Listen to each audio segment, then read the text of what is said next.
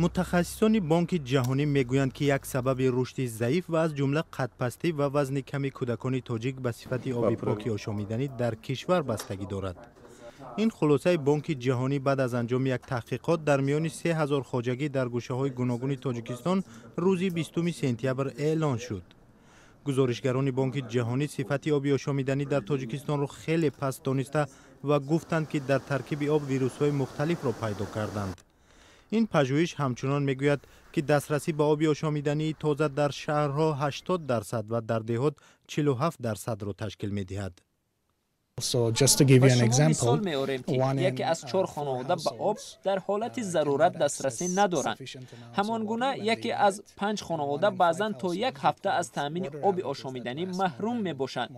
وضعیت در مکتب‌ها نیز ناگوار است. در مقایسه با مکتب‌های شهری، در مکاتب دهات آب و کانالیزاسیا بسیار بد است. تحقیقات بانک جهانی ثابت کرده است که به همین سبب برخی از دختران به سن بلاغت رسیده تاجیک تحصیل را ترک میکنند، زیرا در مکتب‌ها بخصوص مکتب‌های دهاتی تاجیکستان شرایط تأمین بهداشتی دختران به بلاغت رسیده وجود ندارد. مسئله دسترسی به آب در طول تمام سالهای استقلال تاجیکستان یک موضوع داغ باقی مانده است.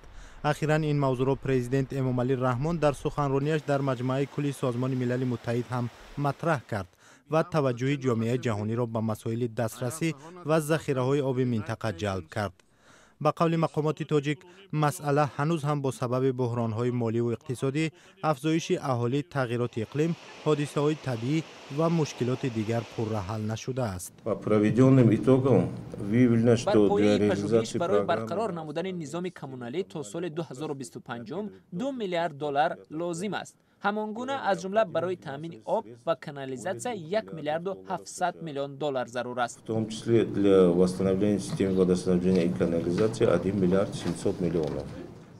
مشکل دیگر به قول مقامات در نبود انفراستراکچور کلی یا عبور آبگذر در تمام مناطق تاجیکستان است که 93% قلمروش کوهستان است و در سالهای جنگ شهروندی نظام بنیاد شده دوران شوروی آب تامین کنی هم در برخی مکانها خراب و کار ناشایم شد.